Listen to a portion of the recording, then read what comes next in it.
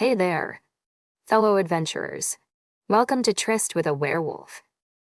Are you ready to step into a world where the line between human and beast blurs? Here, we'll uncover the hidden tales of werewolves, their forbidden love, and their wild adventures. So come along and let's embark on this thrilling tryst together. Chapter 9, Sukuma H-47 Bullets. I hopped out of the truck and went to go grab my skunk, but the body was covered in crawling roaches. EWW darn it then N. I yelled into the air. I wanted to eat that, but now there's bugs all over it. But then I contemplated if maybe the bugs were edible too. Other places even on Earth ate bugs. How desperate was I? But as I watched, I realized the roaches ate fast. More than half of the carcass was already gone, and they were even eating bone down neck. Maybe I actually don't want those in my mouth. Then I added with a shiver, or anywhere near me. I kicked the whole writhing mass into the bushes. I almost turned back to dig some potatoes when I realized I had a bucket full of goodies to try. I had just set the last door hinge on the truck gate when an N came strolling back into camp, holding the carcass of some skinned and cleaned animal. Maybe the size of a large pig from back home. He held it up in pride. Yes. I laughed. Eat for a month. But as I considered the N's build, I recounted. Nah, maybe a week. I gestured proudly to my assortment of goodies. Look, I can hunt too, but I need your help. He interrupted my thought, with a shrieking, Sukuma H. In nearly a moment I was pressed up against him, high in a tree. Holy Dothraki. I shouted at the instant change. What happened? Then Anne was staring across the clearing to my truck, eyes twisted with confusion. Then Anne. Sukuma H. He stated harsh but curious. What's Seko Oma? My glance followed his line of sight, and he was zeroed in on my skunk fur laid over the side of my truck. The skunk? I asked. I took a deeper look and noticed that both of the N's daggers were stuck in the thing, attaching it to the metal. I giggled. His eyes pointed back on me, almost daggers themselves.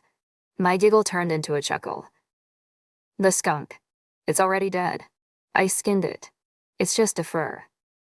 He turned back to the creature and scowled, still tense, like he was waiting for it to get back up even though it had 2 knives plunged in its back. Dude, it was just a skunk. He was acting like it was a bigger threat than a werewolf. Let me down, UAF. I slapped his hands playfully until he reluctantly released me. I started climbing down limbs and he followed, holding my hips to balance me on the final jump. Thanks. I blushed. He then inched forward, hands wide and outstretched, watching the skunk pelt like it was a nuclear bomb on its last seconds to blowing. Calm down, Dothraki. I giggled. It's dead. Chill. Chill. He echoed and started walking straighter. I strode around him and went to grab the dagger out when then an uttered in terror and pushed me back behind him. It's just a skin dummy. I tried to dart around him again, but he was too massive. He ignored me and stepped forward, giving a quick slap to the skunk's fur tail. Then he hopped back again like he was ready for an attack. It's dead then N. Skunk is kill. I laughed then and he looked back to me confused. Kill. I mimicked a pointed finger dragging over my neck. Dead. Look. Then I turned back and reached for it. He shouted and grabbed my hips, pulling me back against him. Unga Thinti was spoken starkly in my ear. Oh, give it a rest, Thor. I slapped his hands and reached back for the fur, holding up the tail, trying to show that there was no body attached. Sekill. His mouth dropped open and shock consumed his features. I diddled. With his stun, I stepped forward and I tried to unbury a dagger from my truck bed. But I couldn't budge it. Then stepped around cautiously and pulled them out easily. He unsurely lifted the pelt from the truck. As he examined the fur, half his lips moved to a smile like he was trying to hold one back. His fingers moved down the open inside across the leftover tissues. I don't know how to cure it. Maybe you do. His voice was breathy, like disbelief still wore through him. Sakuma HQ. Yes, no. I nodded with a proud smile. Yep, I mean, yes, El Sako Amikul L. He gasped, his tan face paling. Oh, El Sakuma HQ. Yes, no. Yes, me.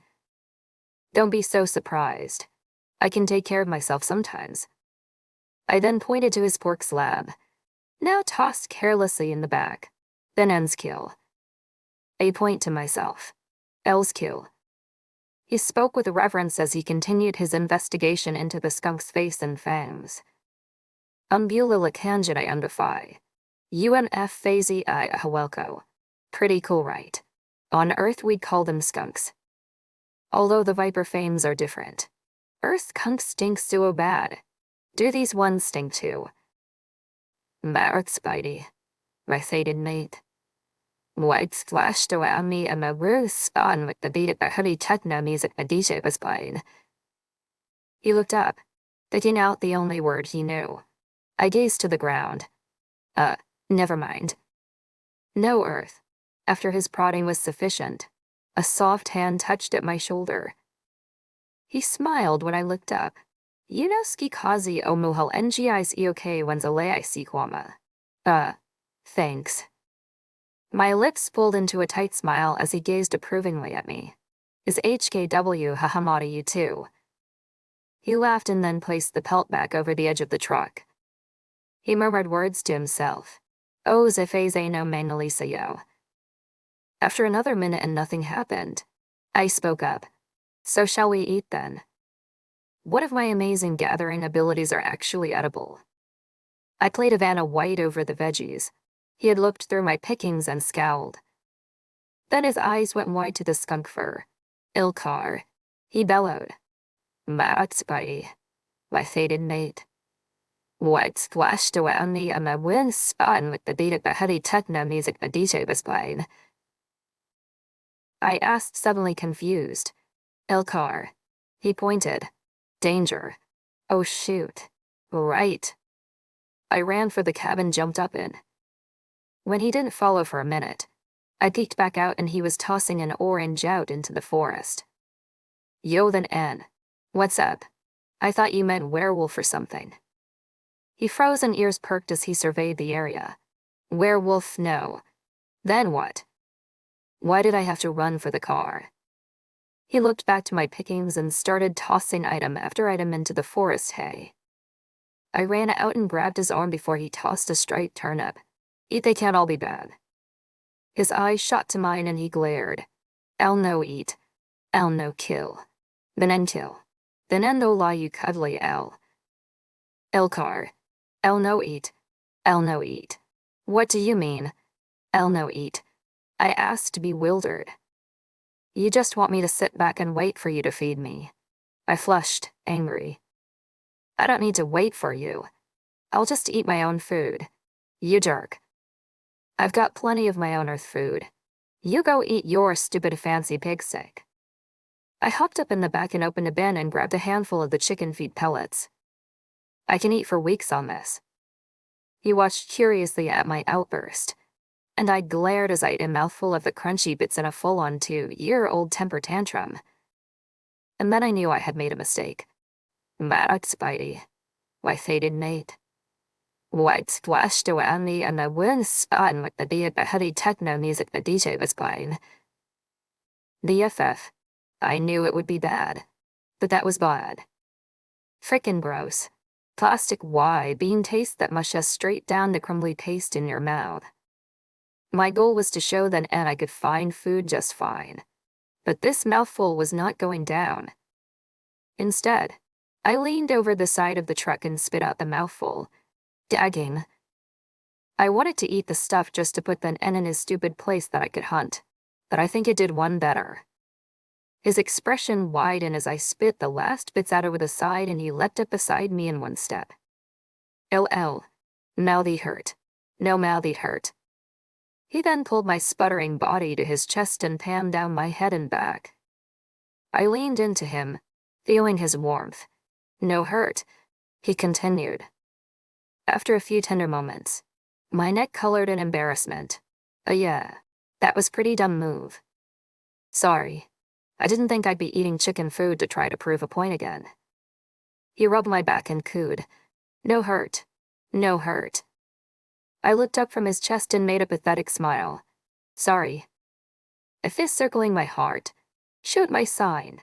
Well, my skunk went bad. Can we just eat your pig thing then? His brows came down accusingly. No, eat hurt. I'm sorry I ate chicken food. Okay? Jeez. I meant I want to eat your meat. A second of pause as I realized what I said. My face instantly reddened at my inappropriate thought and then pointed at the carcass. That meat. That meat. I then burst into a fit of giggles. He released me from his arms as he stood back, confused at my quick changes of emotion. Meat eat. The inappropriate giggles continued. Yes, meat. Eat heap and ends meat. I want to eat your meat. Then N's lips turned into a slight smile and he grabbed my hand, tugging me to the gate and sitting me down. He then threw more of my takings out to the wilderness. By crab, peach. By rice, berries. I spoke with forlorn sadness. He then looked over the potatoes, carrots, mushrooms, almonds, blue turnips, rambutan tess, jicama, and miniature purple strawberries. Eat. I sat up in interest and looked over the rest. I thought you were mad at me for getting them. I can actually eat these. I looked at the strawberries and smiled, holding one up. Eat yes, no. Are these really edible? Strawberries looked too good to be true after the death berries. He grabbed it from my hands and tossed it in his mouth, grinning mischievously, hey. I yelled, playfully outraged. I wanted that. I reached for the others, but then N caught them all up in his own handful in a blurring movement. My look darted to his, with my mouth open incredulously. Mad Spidey, my fated mate. Lights flashed around me and my wings spun with the beat of the heavy techno music the DJ was playing. You find your own berries. He hummed a delicious sound and popped 3 in his mouth, greens and all.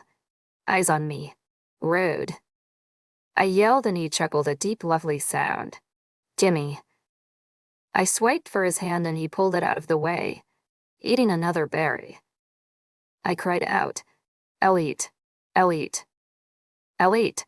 He agreed softly and held his palm open with the rest of the berries. Thank you, I said with exasperation. But the moment my fingers met his palm, he closed his fist and yanked them out of the way. He held them out, open wide, to the other side of his body. Then I laughed, annoyed. Can I at least have one? I reached across him and his other arm held around my midsection, halting my attack. But I complained and fell limp against his arm. Fine. He laughed and set me back on the gate. He held out the last 3 berries. I eyed his outstretched hand like it was now poison. Bad Spidey, my fated mate. White splashed around me and my wings spun with the beat of the heavy techno music the DJ was playing. I'm going to reach for them and you'll get them into the forest too. But head. He motioned to his hand. Eat. I'll eat. I watched his face carefully as I brought my fingers to his hand, but at the last second he pulled away again. Then I started laughing and warned, I'll eat chicken food again. He reached for my hand and opened it, dropping the last 3 berries in. I'll eat. That's what I've been trying to do to Rocky. But thank you. I caught the last berries in my mouth, ready to savor the sweet strawberry flavor, and then almost spit them out. What the FF? They were not strawberries. I grimaced at the taste. It was not strawberry sweet. It was not sweet at all. It was some strange cooked asparagus with mint sauce flavor. My mouth was still full of the fruit. I looked at them my eyes begging for help. You eat these? I chewed and swallowed painfully. I've literally eaten weeds that tasted better. He laughed at my sour expression. No mouth. Yes, no. No, I had a painful laugh, the flavor still coating my taste buds. Strawberry should definitely not go in my mouth. I grabbed for a water bottle and began rinsing my mouth out. I mean, it wasn't chicken food or anything, but it was like Brussels sprouts. I would never eat those again unless I was almost dead. Then handed me a carrot with 3-fingered sections. I'll eat. Thanks. I sighed and bit off a crunchy bite. I'd even take celery right now to get over this taste. But as I chewed, I realized the carrot tasted really good. Sweet and crunchy. It was flavored almost watermelon with a bite like an apple. It sure as heck beat out that potato. Then Ed, this is good. He smiled and then bent over to grab his pig. He literally just ripped a whole leg right from the carcass like he was tearing a sheet of paper. Whoa there, boy. I marveled at his strength. Remind me never to get on your bad side. He held out the leg. I'll eat. Oh, I let my carrot down. I cannot eat that much. He shook the leg, eyes wide on me. THANKS. I said delicately and grabbed it. The leg immediately CLO'd between us when I couldn't even hold the dang thing up. He'd held the whole beast with one hand above his head. What the heck? Doth Rocky. How strong are you? He started to complain about the leg, but my mind just trailed off into thinking about him doing CrossFit or something. It was quite a lovely daydream featuring strong, rippling muscles. Rel. I came back to the present. Hey, I'm here. Sorry. Yes, he teat. He was angry and annoyed now. I just giggled. He continued, pushing the leg my way. I will. I smirked. I reached my hunting knife from my boot and cut off a good chunk. Yum for L. Then I got out my pan and butane stove. He watched carefully as I placed it in the pan, cooking each side. Then I dug around for a plate in my kitchen box and handed it to him. He brought the plate close to his nose and inhaled. I figured it must be all good because he then handed the plate back to me. Oh, thanks. But you can have the first one. I'll make myself another. I sat it between us and he patiently waited for another to be made. When it was finished cooking, I prepared another plate and handed it to him. He stared at the meat and shook his head. I'll eat meat. Fire. Handing the plate back. Fire. IWW, aren't you sweet? Letting me have the hot steak. What a gentleman. I took the plate from him and went to hand him the cooled plate, and he had already reached around and grabbed the whole leg. Then I'd eat meat. Fire no. He then dug his teeth smack dab center into the raw leg. He smirked at my horrified expression like he was expecting it. After a few bites, he tapped my plate still hovering in the air. I'll eat meat. Fire. I shook my head to clear it, then pushed the butane stove over and sat next to him. Well, okayed off, Rocky. Guess I should have figured you'd eat your food raw. I smiled and then started in on my steak. Okay, so his fire means cooked, not necessarily fire. Did he yell at me when he kicked out the fire? I couldn't remember. I did remember saying that we'd eat for a week on that pig, but I was wrong. He ate that thing like it was Lay's potato chips and ended up eating half. And he just sat and ate it raw, piece by piece. While I thought I would be grossed out, it actually felt kinda natural. Big buff alien dude eats a whole raw pig. No biggie. He kept pressing the second steak at me and yelling at me to eat as I watched him devour his meal. After the third time, I laughed and finally decided to just eat it. I was going to be sick after so much meat, but it tasted really good. It was like after Thanksgiving dinner when you eat until you collapse onto the sofa, but someone mentions pie and you eat to slices anyway. Maybe it would be good. I've already lost a bit of weight here. If I'm walking to Timbuktu for Molly, I needed the energy. Then Anne would be happy. No midnight hikes for me. Actually, I would be very pleased to ignore the last hours of sunlight and just go to bed. But we had work to do. Getting my supplies to Molly would take some effort, so I needed to finish my wheelbarrow. After I digested for half an hour, I went back to work sawing my log poles smooth. Then N watched in interest, but I wasn't sure how to describe a wheelbarrow, so I didn't talk to him about it. He sat and used some porous stone as a sharpener for his daggers. When darkness started to settle, I figured it was time for bed. Well then, N, I think I'll head to bed. Good night. Night. Yes, he looked up to the sky. Max, buddy. My fated mate. Lights flashed around me and my words spun with the beat of the heavy techno music my DJ was playing. Stars. Right. Night. I climbed into the truck and closed the door. When I had laid my head back on the seat rest and had just about fallen asleep, I felt the truck move as then N jumped out from the back.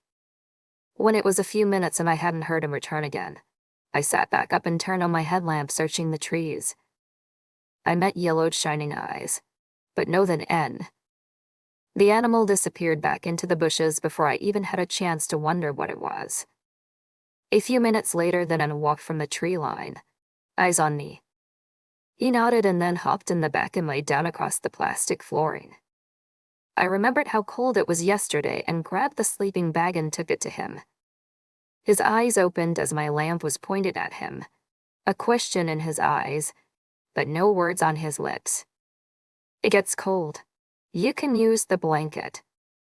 I tossed it over him and smirked that his ankles were still uncovered because of how all he was. Good night. I slid back into the cabin, reached for the door handle, and startled to see then N there holding the sleeping bag. I hadn't felt him jostle the truck that time. No cold.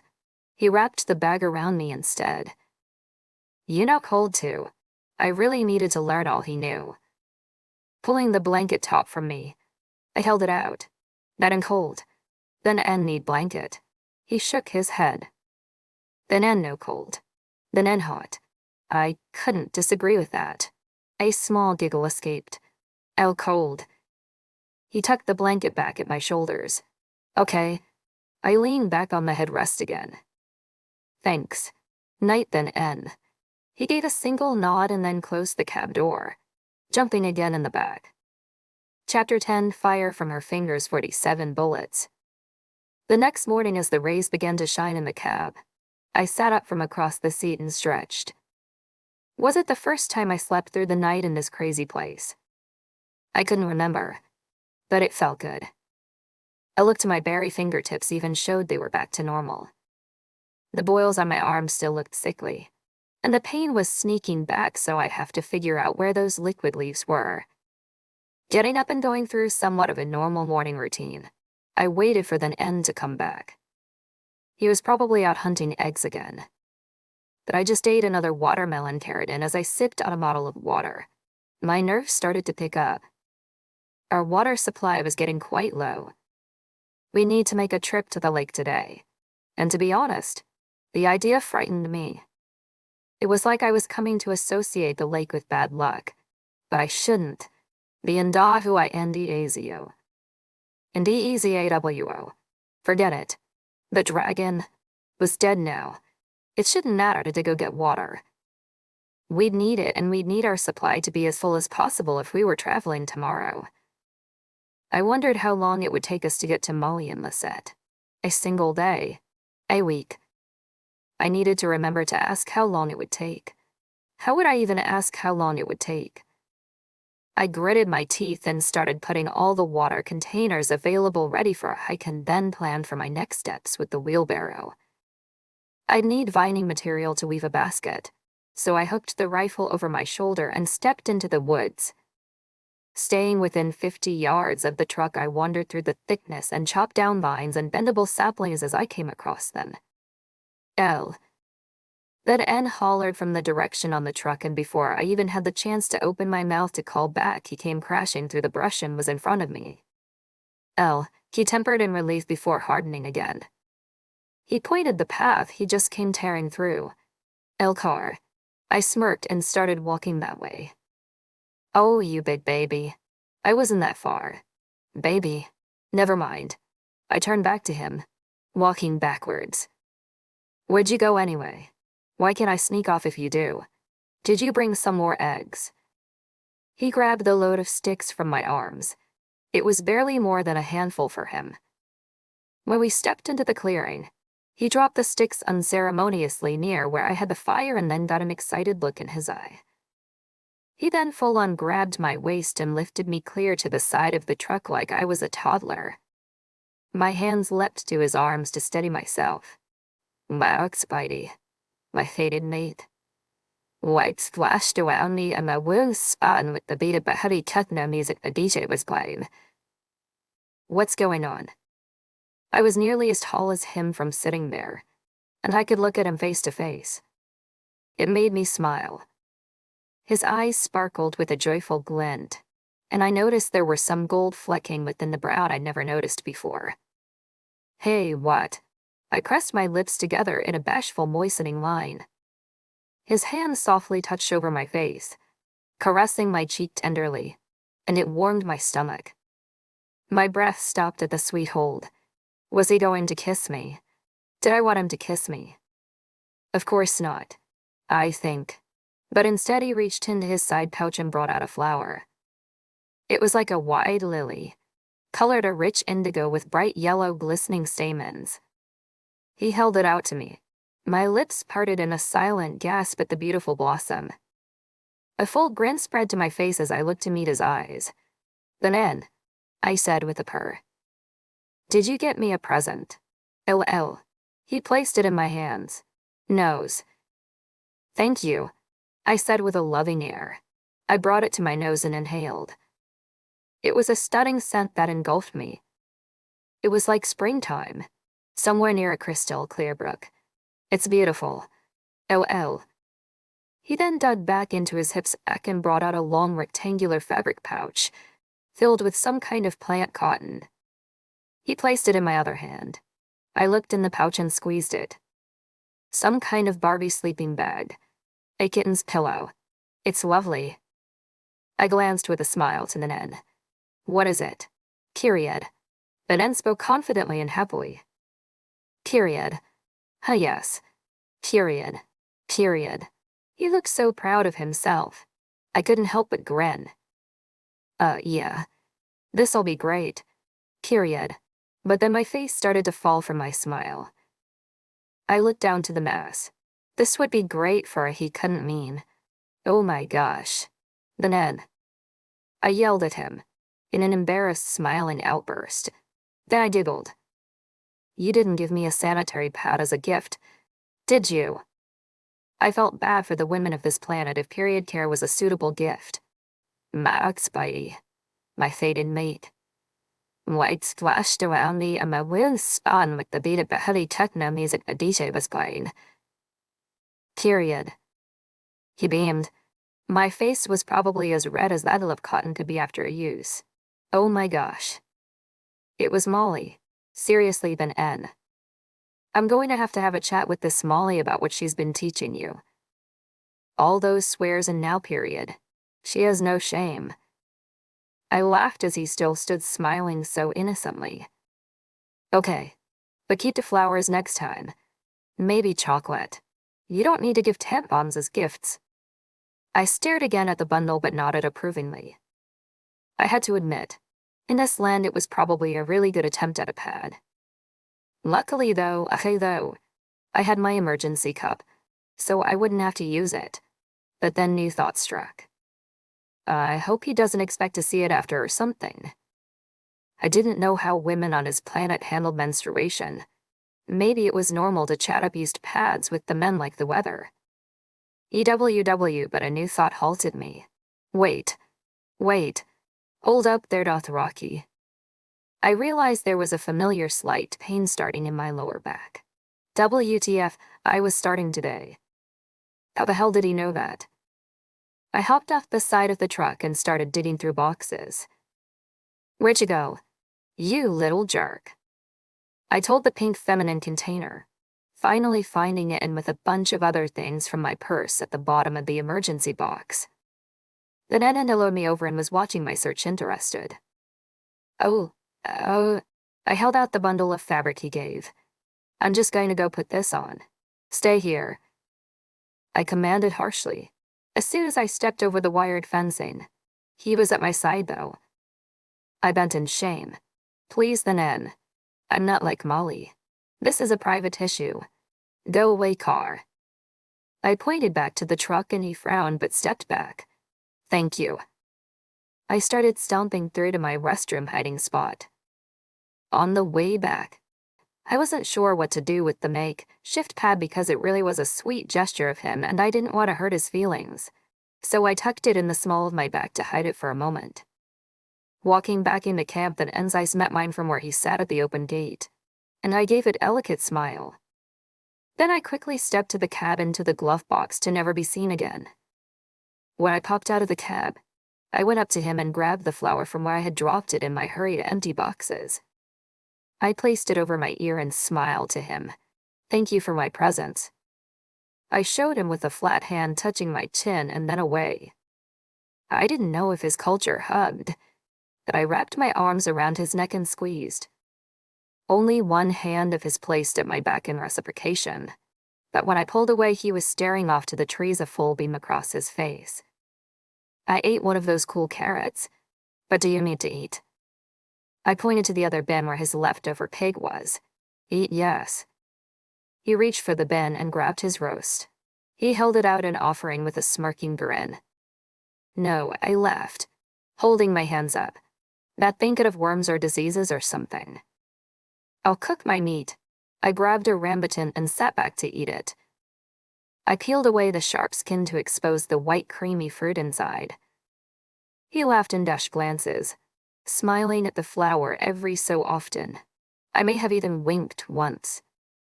I pointed to the bags. We need water today. 3 fingers tapping my chin. I pointed the pathway down to the lake. He nodded with another bite of some rib thing. Mark Spidey. With hated mate. White splashed around me and my wounds spun with the beat of the heavy techno music the DJ was playing. Hopping off the truck, I grabbed the bags. Ready. His face fell with a growl. No L. No L. Yes, L. I winned. I'm not staying at the truck like a prisoner. L car. He stated stony. I pouted. No car. L safe car. He tucked my flatter back in my ear before it fell. Please. Water L and then N. Safe car. Then N water. He spoke softly. Then his eyes popped to mine as if he just thought of something.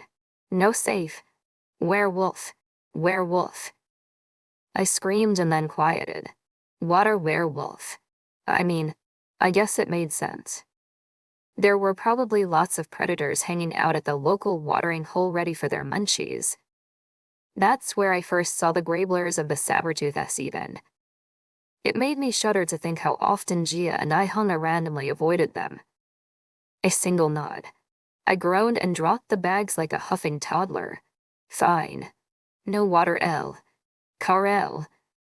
He stood from the back to full height. Then he patted my head. Human female safe. Yeah. Get out of here. I shooed him away. He chuckled and grabbed my bags and bucket. Inazio by con ek udala sth and wasami. Sure. Sammy. Whatever you're saying. I grumbled, but he was already taking strong steps and disappearing to the path. I figured I'd better get working on building my wagon. Maybe divide and conquer was better in this situation anyway. Not that I'd admit that to him. The sun was high in the sky when I had a crudely woven wagon basket made.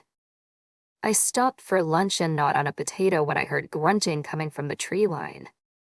It didn't seem like it was a sound that N would make, so instantly my senses heightened. A roar like thunder pressed on my ears and a spined panda broke through the tree line, standing to its full height on back legs. The scream fired out of me as my rifle was twisted from my back. The panda sank forward, coming towards me when the bullet hit, skimming just along its forehead. 46 bullets, I cursed. Remember to adjust for close range, Eleanor. The creature roared its fury and leapt forward, taking its bounding steps straight for me. Another millisecond later, a bullet went between his eyes and he tangled down into the electric fence wire. Dead. only feet from my dangling legs. Dang, 45 bullets. I fell back trembling against the truck, heart racing with adrenaline, chest pounding air in. I almost died. It almost ate me. A second later, hurtling was heard in the trees and I darted back up, raising my gun to the source. My finger readied, but the man ran into camp. He took in the scene and I fell back again in relief. Ben N raced beside me at the gate and gathered me up into his arms like a child. Ill. Hurt. Opening my eyes slowly to him. I shook my head. No hurt. Scared. Kill freaky panda. His head darted to the bear. Kill. Chewabir. He rocked me on his lap, starting to say cooing things to me, and I just let myself sink into his warm heat, feeling spent. When a few minutes had passed and I was breathing again, I smiled half-heartedly to him. Hey you forgot the water. He laughed, almost in a sigh, and I sat up, stooding beside him. He grabbed my hand and pulled me to standing. Mark Spidey, my faded mate. White splashed around me and my wind spun with the beat of the heavy techno music the DJ was playing. WOZA. He took a few steps toward the water path, not releasing my hand. Mark Spidey, my faded mate. White splashed around me and my wind spun with the beat of the heavy techno music the DJ was playing. Is WOZA water? I get to go now. A smile slid to my face. I thought you said there were werewolves at water. His eyes darted to the side in a contemplative thought. No safe werewolf water. All right, I'm coming. He didn't let my hand go and tempt me the entire path when we made it about a mile down where bags were flung to the side. I went to grab one, but he picked it out of my hands. Ake echo umuntu westifenze na pate Isaac wama. I snickered and reached for another, but in a speeding movement all bags were then in his hands and he was standing on the path back to camp. Show off. He grinned and started back up, with me following his long strides, huffing and puffing. Okay, I conceded as we reached camp. Maybe I'm cool with you getting water alone. You walk way too fast. I sat down and reached for a new bottle. If you hiked that fast, why weren't you back yet? What were you doing? He just sat beside me and looked out to the trees. He looked worried when he finally spoke. Fire. Then before I could respond, he was up and galloping into the trees. I looked to the sky with a shake of my head. Really? Why, I guess. Glancing over at the dead panda, I shuddered. Hey Rambo, get back here and do something with this thing. It's creeping me the FF out. But no sound accompanied the end's flight. I grumbled to myself and poked the beast with a stick. At least it really was dead. I walked over to the charger for the perimeter fence and disabled it, then carefully freed the wire from the panda's tangle. Good freaking brave. I could barely lift one of its paws to get the wire, but I did finally work it out. Then I replaced the guide poles and connected the charge again. Then suddenly appeared with an armful of wood, dropping it, and then darted back into the forest. Okay, maybe he really does need to start a fire. Sighing, I went back to my wheelbarrow, trying to figure out how to attach the wheel. Then brought back for more armfulless. It felt like enough would to last a month. As the pile got higher, I asked his retreating form, "Are we trying to get ourselves eaten by werewolves? This bonfire will be seen from your stupid moons," but he ignored me or didn't hear. I had the wheel attached to the handles with a eureka moment, salvaging some things from off the truck when that end came back and started arranging sticks. I found a stopping point in my project and went over to watch him work. Fire. I asked as I sat beside him. Fire. Meat. He stated flatly. He was knocking two stones together trying to get a spark. He scowled like he knew he didn't have the right tools but was trying to make something work. I was tempted to let him get more annoyed at the lack of catching sparks, but after his outburst that I shouldn't feed myself, I was ready to one-up him. Hold on. I can help. I got up and dug through my emergency tote and found my lighter.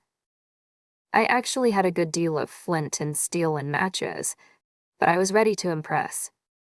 Bending down next to him, I placed my fingers over his aggravated hands and guided the rocks away. He looked at me confused. Wednesday and IUNTU Westafase Nenji I din Ayuka Ubiazayan Lilo. Diving the lighter into his pile of plant fibers and dried leaves, I pressed the button that immediately lit the dried tinder. I looked at him and smiled. Tada. Fire. He just dropped the rocks. I giggled as the fire caught easily and he grabbed at my hands, opening to see the lighter. I held it up and thumbed the fire going again. Lilo, he said softly and then grabbed the gadget from me. Kinjan I fire. As he started pushing on the tool, I grabbed it back. Hey, this is the only lighter I have here. Don't break it. Then I thumbed over the gear and again showed him the flame. He smiled admiringly, with a glance back to me. Fire. Yes, fire. Then I moved to toss a few larger logs on his pile of sticks. Pretty cool. I giggled and stood up, going back to finish attaching my basket to the wheelbarrow. When I turned around to gloat again, Ben N was completely gone and so was the bear. Wait. Men, I sighed. I watched the fire and fed it as necessary for the next hour, making a nice and toasty blaze. I abandoned the last few steps on my wheelbarrow and went to sit by the warmth and let my mind wander back to earth. I was deep in dark chocolate cake when that N came back holding his own makeshift wooden holder something and placed it up over the fire. It was like a laundry-aired rye rack. It was some 6-road rack and he placed it carefully before running back into the trees. He came back moments later holding a hollowed-out log, full of a brown and green heap. He dropped it to the side of the fire and started taking strips of the brown, green thing and laying it over the rack. I slipped over to his pile and pulled a piece out. As I felt over the mess, the brown and green slid under my fingers. I pushed the coloring away and realized it was meat. Did he process the bear and put some weird paste over it? I held it up. What is it, Benin? He looked down momentarily before going back to his hanging. "K with your fire. Eat Molly, huh?" Kuep hair eats Molly. What? Night day. Mark Spidey. My fated mate. Lights flashed around me and my wheels spun with the beat of the heavy techno music the DJ was playing. Eat meat. Night day. What do you mean, night day? I looked at his contraption again as he hummed more pieces, trying to understand. Are you smoking the meat? Oh, that's a good idea. For traveling, right? I snickered and he finally stared to me with a smile. That's my kill then. Right. The panda. See, that means I am a good hunter. I can feed myself. Boom boy. When all the pieces were up on the rack, he grabbed a strip and wrapped it around the end of a sapling, sticking it inside the fire. A few minutes later, he held the stick out to me. Fire meat. I grinned over to him, a nostalgic feeling overcoming me at the warm fire. It made me think of sweet memories of family camping trips and roasting hot dogs. Thank you. That's really sweet. He grabbed a slice right from the smoke and began eating it. The meat was tough like an old elk, but it still was wonderful with the roasting and slight char. I figured the paste over it had to be something to help it cure because it didn't have much flavor. We sat in quiet as he ate through a dozen more pieces and stared at the roaring fire. Then, Molly night day. Yes, no. When are we leaving? He looked up to the now setting sun as if he was contemplating. Then he came and sat by me, taking my injured arm in his lap. Delicately, he untied the wrapping and used it to wipe the green paste away. I grimaced with the still very tender skin. It was still bubbled and red, but the coloring wasn't as flaming and the blisters had shrunk. I smiled. Hey, that looks better. Finally. Frickin' weeks. Whatever is in that N's healing paste must be working. He, however, wasn't happy. Earth female, he'll know. Balking at him. I spoke. Thor. This looks great, actually.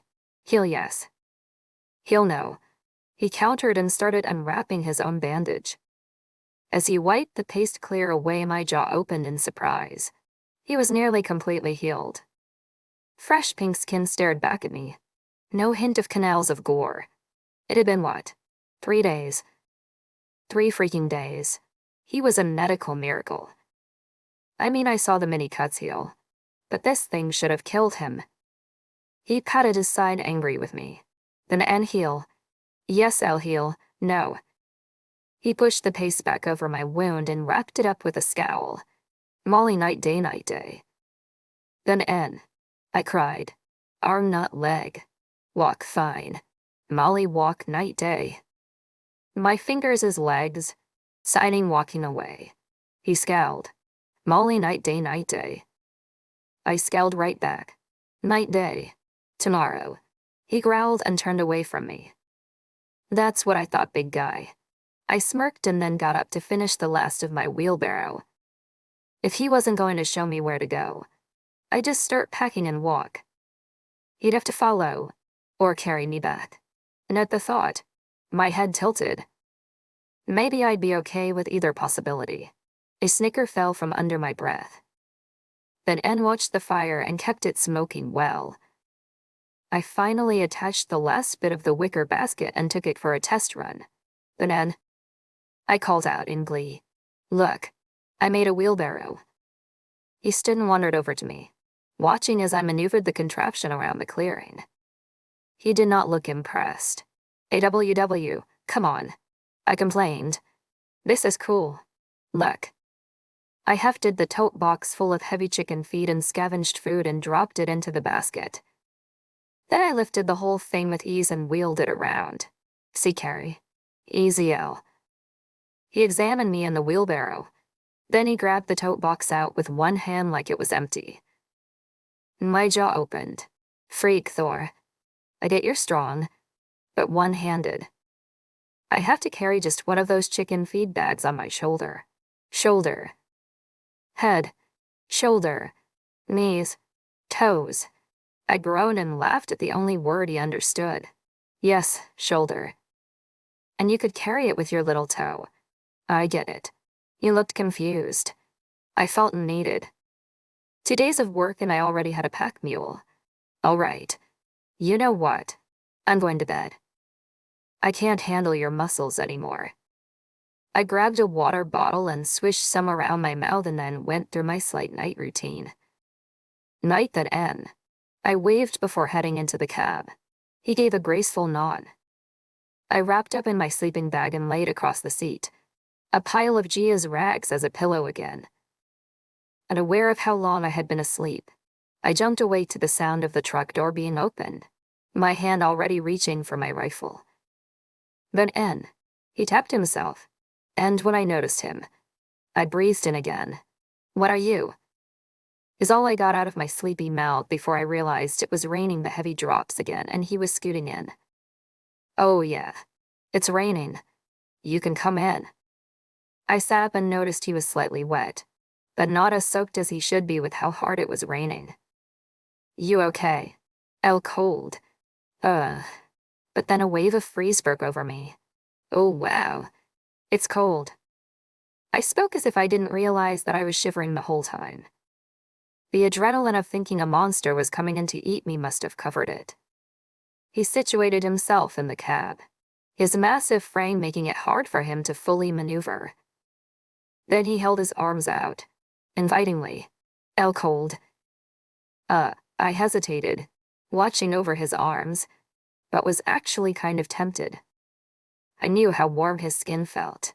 You want to share heat. He chastened. WOZA. WOZA. I looked to the pouring rain on the windshield, chin quivering. Rain. Rainwater. Cold. He spoke more urgently, arms still outstretched. I mean, it would be kinda nice. But I still hadn't moved. LWOZA. He pleaded and patted his chest. My brow creased at his demand. He softened and pressed his arms out again. I don't know. Like, we barely know each other. But you were fine keeping warm with Gia. Eleanor, He put his arms down and studied me. "L cold. Yes, no." "Well, how?"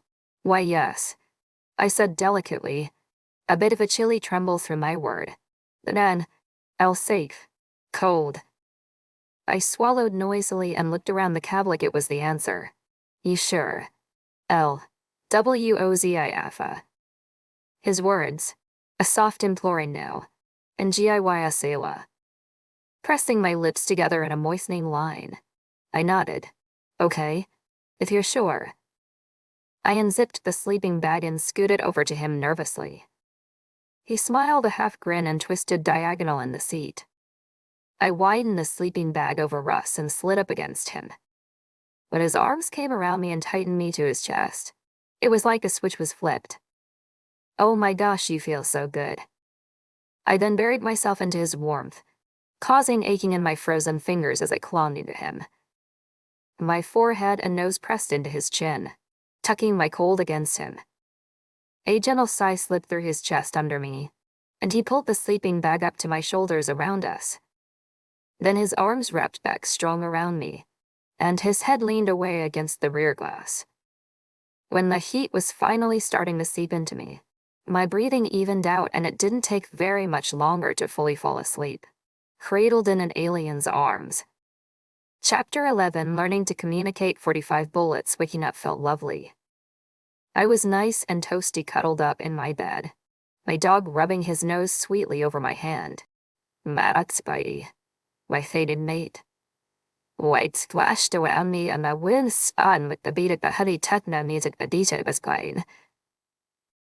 I opened my eyes, finally remembering I wasn't in my bed. I wasn't even close to bed. Technically, I wasn't even close to Earth Owl. Then I asked. His fingers rubbing over my hand stopped. I sat up quickly, trying to get my bearings. "Oh, hi," I said softly, calming down, morning than end. Stretching and yawning, I slipped away from him, scooting down the seat. "Thanks for being my space heater last night." He grabbed my hand from another stretch and held it adoringly. "L inigabata yukayuta siani." He then placed my costume ring on my pointer finger, an intense glee filling his face. "La fo. You allow us you limi LWami." I looked at the ring with a lopsided smile. "Hey. Did you find this in the seat cushion?" "Funny. I think I carried this thing around for like a whole year in that purse before I tossed everything all over the seat here. I needed to clean that bag out bad. Like months ago. It's pretty right. I used it for Halloween." He frowned and pulled the ring off and then placed it on my other hand. "I will allow as a Melius LWami." He asked a little more insistently. "Are you all right? What's wrong?" He started putting it on finger after finger and repeating. "Narrate, Spidey, my fated mate." Light splashed around me and the wind spun with the beat of the heavy techno music the DJ was playing. I just stared, confused. He pulled the ring off and tossed it to the floor with a groan. "Hey, don't throw my stuff." I picked it up and put it on the dash. So I sat closer to him, a grin taking over my face. "Molly Day. Yes, no." He observed out the window, a scowl forming his brows close. I followed and took in the soggy ground, but there was sunshine sun. A circled hand above me, with my fingers pressing downward like sun rays. He glanced back and nodded once unhappily. "Molly Day. Yes, yes." I squealed and launched myself at his shoulders, holding him tight in a hug. "Max Spidey, my fated mate." Lights flashed around me and my wind spun with the beat of the heavy techno music the DJ was playing. Then he laughed and patted my shoulder. "I am though, LUD. Yes, Ajul. We're going to Molly." I leaned back and raced out of the cab. I started tossing all I could into bins before the N got out and grabbed my frantic hands. His voice was calm and he smiled softly. He pressed his fingers to his lips in the sign. A gasp reverberated through my body. "Eat," I signed back. "Do you get it? You signed it, eat." He reached over to the food tote and grabbed out a piece of darkened jerky. Eat, yes. I cried. Bad as eat. I dove into the back for the water bottles and held one out. Marks by my fated mate. What splashed around me and my wound spun with the beat of the heavy techno music the DJ was playing. Marks by my fated mate. What splashed around me and my wound spun with the beat of the heavy techno music the DJ was playing. He mimicked the sign. Yes, good. I signed exact. You got it. You got it. I was so excited about him finally getting signing that I completely forgot about packing or eating. I grabbed his hand and started tugging him around the camp. He gave a lopsided grin and let me tug him. I showed him tree, grass, car dirt, and flower. And he diligently followed and mimicked each sign. Stopping in front of the campfire ring, I hesitated, never learning fire. I knew hot, so maybe I could sign hot and then wiggle my fingers upwards like a fire and make the sign up. Maybe I should make the sign like a marshmallow on a stick. Caught deep in my inner monologue, I didn't pay attention to the N straightening and inhaling the air as if he had noticed a scent. I turned around to tell him fire was hot, and he was missing. The N. I surveyed the surroundings confused. Before I could decide something happened or not, he came marching back into camp holding a dead unicorn chicken. All right. Good job, buddy. Eat, I laughed. He stopped in front of me and showed me the wire around its neck, connected to a wooden stake L. He asked, pointing at the fencing wire. Immediately, I broke into giddy giggles and unhooked the wire. Who's the one feeding who now? The Nan. The last couple meals have been my kills. L kill. L kill. He grinned. I shrugged. What can I say? I'm amazing. I looked back up. But you're right. I haven't checked my snares for a while. Let's go see if I caught anything. If nothing else, I need to clean them up. We can take them with us. I tossed the snare and the truck back and motioned to him to come with, heading into the trees. No, he called, reaching my arm and keeping me in place. Are we on no trees again? We are going to Molly. You need to deal with me being in the forest. I pulled my arm free and started walking. He followed, chicken still in hand. I walked the loop and picked up all my traps, but no others held breakfast. My arms were full of snares as the N followed me back to camp. I motioned to the chicken. Do you want me to gut it? Or are you going to? He followed, not comprehending my words. I already knew he wouldn't, but it still made me sigh. The language barrier was so frustrating. When we got back to camp, I emptied my armful into my wheelbarrow and turned back to the N, pointing at the animal. Eat. I reached into my boot and grabbed my knife, then held it directed at the chicken. He nodded and started ripping out feathers as he went back into the trees. I got my propane stove out and readied it, but realized in my excitement to get back to another Earth person, I made a mess out of my bin. If there was ever a time to need to pack as much as possible, it was now. All those years of Tetris would finally come in handy. I had it about halfway packed when the N came back, holding a processed bird. He held it out to me. L kill. I reached for my knife and cut off one leg, detaching the hip bone. You can have the rest. Then N's. L's. I smiled and stepped to my stove to cook it. He sat at the gate and watched me work. I wish I could say that I was queen chef at it, but pan-frying a chicken leg was harder than I thought. Maybe I should have grabbed a breast instead, but I was doing okay. I just needed it cooked through. Then N just watched me and had this silly grin on his face. When I finally caught it, I complained. What? I like cooked meat better. Then N eat your meat. He shook his head. I'll eat. Then N eat. All right. I looked away bashfully. Waiting for a lady to eat is very gentlemanly. Thank you. It took a few more minutes for the juices to run clear, and then I wrapped a cloth around the base and held it up to the N. Cheers. I smiled and then pushed the stove away and sat beside the Nen to eat. When I finished mine, he held out the other uncooked leg. I shook my head. No thanks, no. I pinched my pointer and middle finger together with my thumb. No, no. He looked at his hand while he made the sign. I smiled encouragingly. Good. Now try yes. A fist up and down like a nod. He followed after another bite from the carcass. Good. I looked around for other things to teach, but then I thought maybe we should do names. Hello. My name is Al. I did an alphabet L sign and swished it from my head to my hip. It's the sign I used for myself with my identifier being long hair. Then I looked over the Nen. What would his identifier be? Tall. Wide shoulders. I wonder how you'd sign off Rocky. I snickered at my thought. Barak Spidey. My fated mate. Light splashed around me and my wounds spun with the beat of the heavy techno music the DJ was playing. I pondered. You might have to help me out. How do I ask what you want for your name? Barak Spidey. My fated mate. Light splashed around me and my wounds spun with the beat of the heavy techno music the DJ was playing. Okay, then N. L sign. And then N sign. I put a finger alphabet T in a fist up doll. Then N yes, no. Then I put T's in each hand and hit against my shoulders. Then N yes, no.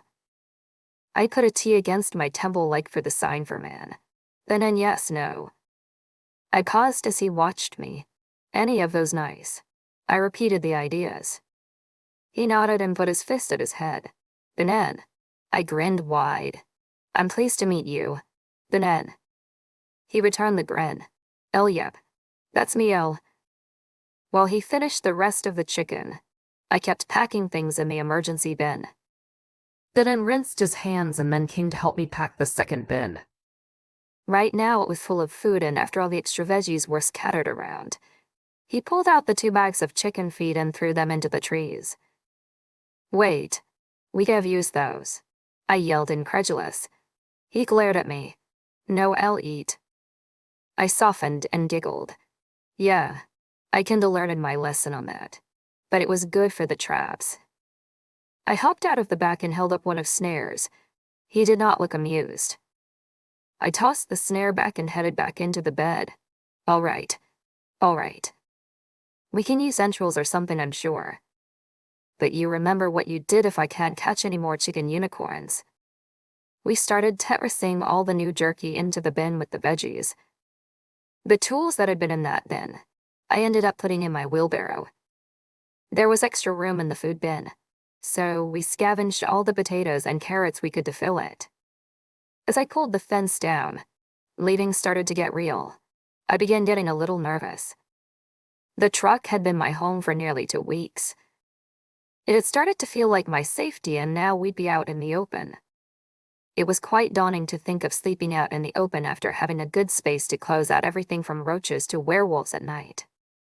I figured I'd be prepared for all emergency preparedness situations, but I wasn't. I sat back in the cab like my world was crashing in around me, but I figured that N would have a fit if he saw my mini freak out, so I tried to keep myself as afraid as possible. I mean, come on. When I planned for the apocalypse, I planned for zombies and warring cities, not handsome aliens, pterodactyl dragons, and werewolves. Taking a deep, entering breath, I tried to remember rule number 1, to survive you first have to want to survive. Think of all the stuff you do with Eleanor. You have to full bins and a wheelbarrow of supplies. There have been people who have survived being in the ocean on a life raft for over a year with nothing. I just need to remember I have to want to live and it'll happen. Or it won't. The end. And I did want to live. I needed to live for Gia. I needed to get to Molly and Lisette. I needed people who spoke my language. Maybe I needed girl talk too. I'd never been a big one on going out to girls' nights and things. Always keeping to books and YouTube. But maybe after being alone safe to people for days can make your wishes change. Then N came over and handed me a water bottle. Mark's by my fated mate. Lights splashed around me and the wind spun with the beat of the heavy techno music the DJ was playing. Ambo LUD. I took the bottle with a smile. Mark Spidey. My faded mate. Lights splashed around me and the wind spun with the beat of the heavy techno music the DJ was playing. Thank you. He frowned and thumbed over my cheek cry. Oh, sorry. I sat up straight and wiped over my cheeks. Shoot. Sorry. I'm okay. Just a little nervous about leaving. Mark Spidey. My faded mate. Lights flashed around me and my wheels spun with the beat of the heavy techno music the DJ was playing. Night day. Yes, no. Wait a day. Shaking my head, I let my breathing even. No Molly now. I hopped out of the cab and he allowed me to pass. I went to the wheelbarrow and looked everything over like I was just trying to make sure we packed everything. Ben showed up to my side and gently slipped a hand around my nail. I looked up more piteously than I probably meant to. I really am okay. Just scared. Molly walk day. Molly day. Molly day. Yes, no. How long are we going? He sighed, shaking his head, then spoke to himself. Angi kanchabekia ke uzio that high sikira I same ekanani. A amber contain. And an a day Molly. But an all day, and he kept repeating day more times than I could keep up. My remaining strength crumpled, and my shoulders loosened with another tear, but I tried to remain standing. Okay, guess we better start out then. He spoke sternly, and I glanced sad eyes to him in response. He used the hand he held to pull me in at his arms in a hug. I wanted to be angry and pull out of the embrace, but I couldn't. My world was crashing. Literally. I had no more of my own world. I leaned into him, my arms coming around his waist. Sorry, was all I could say as I laid my head on his chest. His heartbeat was strong and thrum in my ear. I tried to concentrate on it. It was comforting in my fall. I needed to be strong like his heartbeat. Strong like that N. A smile pulled the side of my lips against him. I needed to be strong like Thor. He stroked down my hair and I bent out to see his face. I think I'm okay now. Thanks. I stepped away and let out a deep breath. Thanks. He repeated and gave a soft smile. I grabbed on the handles of the wheelbarrow and gulped. Shall we go then? Doth Rocky. He grabbed the two bins, one on top of the other, and lifted effortlessly. I couldn't help snickering a bit. You show off. Then he started walking into the tree line, a different route from up the mountain or down to the lake. I clenched my jaw with nerves. Here we go. Lifting the wheelbarrow and starting the journey, still not knowing how long it was going to take. Chapter 12, beginning the journey 45 bullets. Then N was not a good traveling companion. He was someone to talk to, sure, but it was like going on a walk with my dog.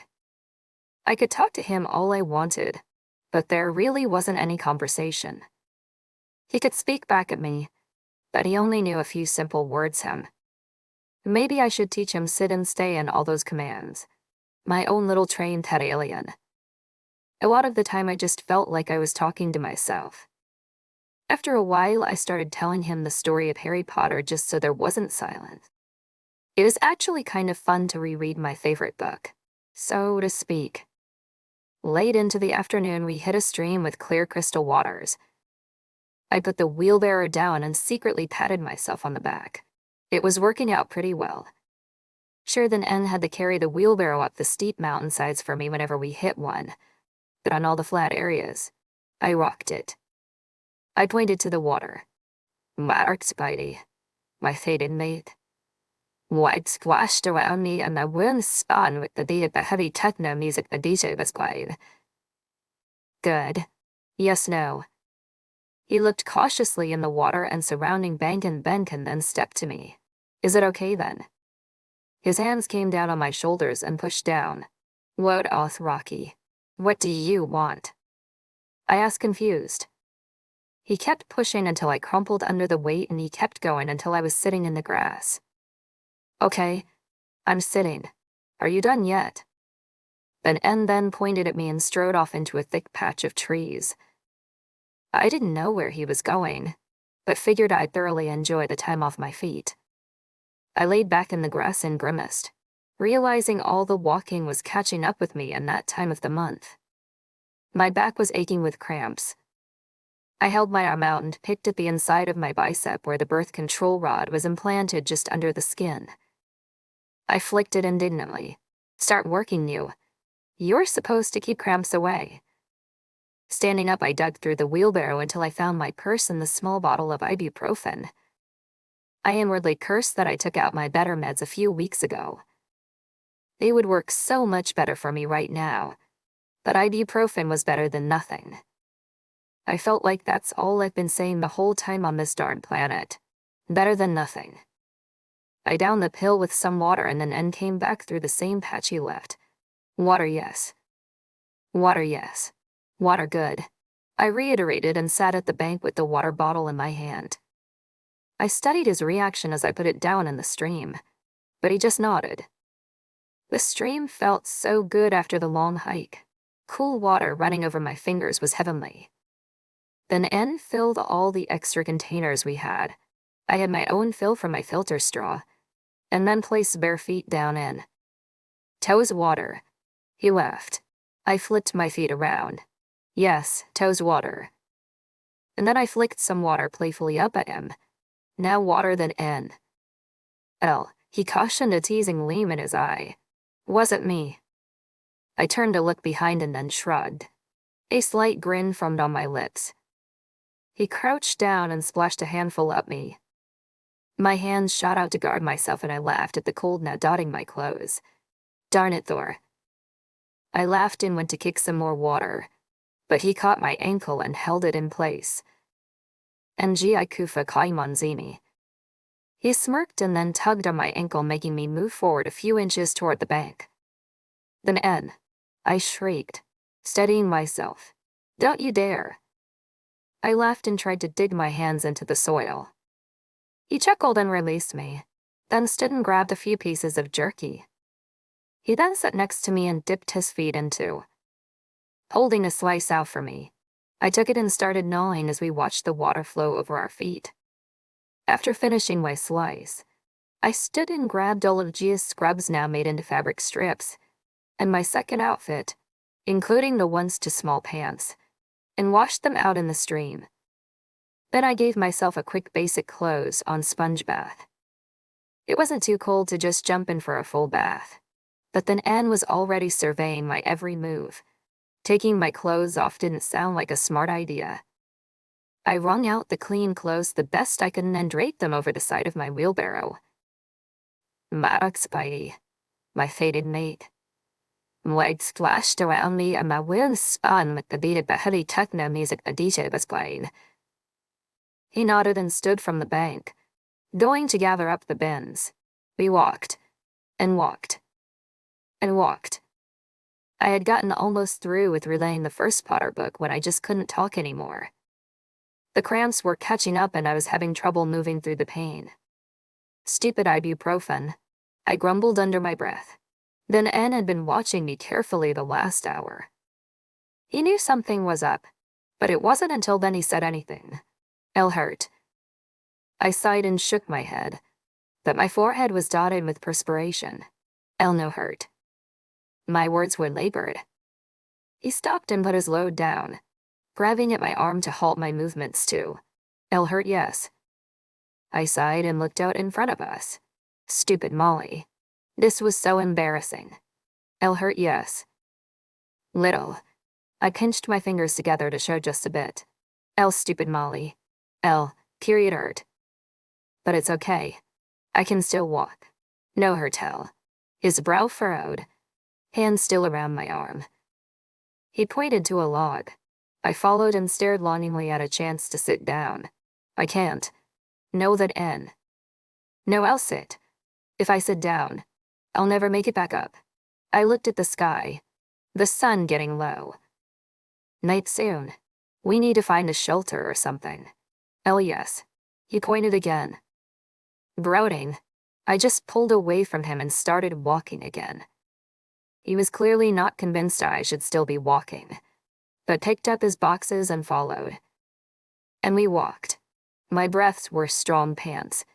I was desperately trying to hold in any cries of pain. And we walked.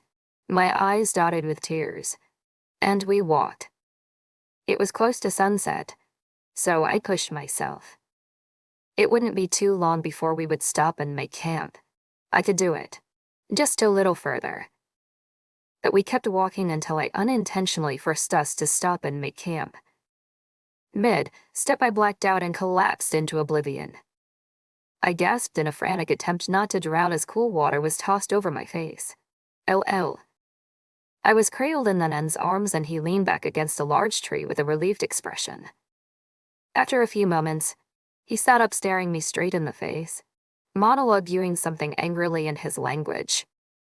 I could only shut my eyes in pain and curl in on myself. Then and no. Why couldn't you have just let me die? I couldn't breathe, my jaw was so clenched in pain. LL. He stopped his anger and now was wiping the water from my face. Concerned. Hurt. I nodded into his shoulder, puffing and puffing, my hands pressing hard into my stomach. You were right then, N. We should have waited until tomorrow. Walking today was stupid. Eleanor. He scooped me up anxiously and twisted me back down, my front now straddling his hips. Holy. I yelled. Then N, this is highly inappropriate. Oh. But I was cut off as he pushed me against his warm chest and met his heated hands at my back inside my shirt. His hands moved in deep, massaging circles at my lower back and I was spent. Immediately I dug into his warmth like my favorite heating pad. The pressure nearly overcoming a delicious reprieve. KO. Lisette. Period hurt. He spoke softly. I don't know what you're saying, but whatever it is, just keep doing it. I muffled out through his shoulder. Nice revoir. Oh gosh, you feel good, mister. Then N. And you can tell how far gone I was when his fingers pressed to the skin under my waistband and my butt. And instead of having to freak out on him to keep his dang hands to himself, I leaned out just enough to undo my belt and jeans button to give him better access. Yes, sir. You just keep going. My acknowledgement of the pain started to drift away as he massaged me tight into his chest, and for some reason, I was able to even fall asleep, right there pressed into him, monster cramps and all. I woke up late into the night, crescent moons shining brightly, and still straddling Minan's lap. Now that the cramps had eased, I realized what a strange position we were in. Me across his lap, belt unbuckled, him only wearing some thin leather pants. Oh gosh. Scrambling off from his chest, I woke him. His eyes focused on mine, and before I could slide the whole way off, his grip came around my wrist. Hurt. He spoke softly to the cool night air. No hurt. There. Thank you. He nodded and let my wrist free, and I sat to the side of him, leaning up against the same tree. I realized this was my first night free to the elements, and immediately all senses went on high alert, scanning the area for dangers. My hand went to grip the rifle that was habitually at my shoulder, and it was gone. Panic beginning, I scrutinized the grasses around us, and then N held the gun out, from its position beside him. I sighed in relief and held the weapon across my body. While it made my thoughts feel better, it did not have the warmth that the N had. The coolness of the metal and the loss of his body, he already starting to chill. He stood and walked a few paces away, returning with my sleeping bag. He unrolled its cocoon and placed it over me. I tried to smile at him and tucked it tight around me. Sitting back in his original position, he leaned his head back against the tree. I watched with curiosity. He could just lean back and go to sleep. Here, out in the open. No trap set, no wire set. My glance darted around nervously again. I was not going to be able to sleep. Adjusting my rifle for easy movement, I decided I'd take a watch so that Anne could get some sleep. But as I searched the dark area, I really wished I had my headlamp. I could see well enough with the double moonlight, but I was bound to miss things. And I'd really prefer not to miss a werewolf. Could a bullet even hurt a werewolf if it wasn't silver? I shook my head out. The darkness was making me crazy. They were saber-tooth tiger things, not actually werewolves. Regular bullets would be fine. But the image of that toothed beast staring at me from 10 feet away freaked me out enough that I now really wanted that headlamp. And I wanted more bullets. A single reload in my pocket was not going to cut it for me at night. Tossing the sleeping bag, I stood upright and tiptoed over to where the wheelbarrow was. I had pushed it this far and just face-planted, I guess. Things blackened and then water was tossed in my face, so I guess that's all. I started rummaging through the tools and things in the wheelbarrow. I put a handful more bullets in my pocket next to the mace bottle and continued the search for my headlamp. It wouldn't have been left behind, would it? I swore out loud. Leaving my light behind was a terrifying idea. Then Anne's scruff voice cut through the quiet air, making me leap up in surprise, my fingers automatically stretching for the rifle. Knight. My heart pounded a symphony. Goodness, then Anne. You scared me. I took a few shaky breaths. Sorry I woke you. You can go back to sleep. I turned back to the wheelbarrow and kept my search up. He stood and stepped up behind me, annoyance flooding his eyes as he grabbed my hands and twisted me to see him. Knight. Yes, it's night.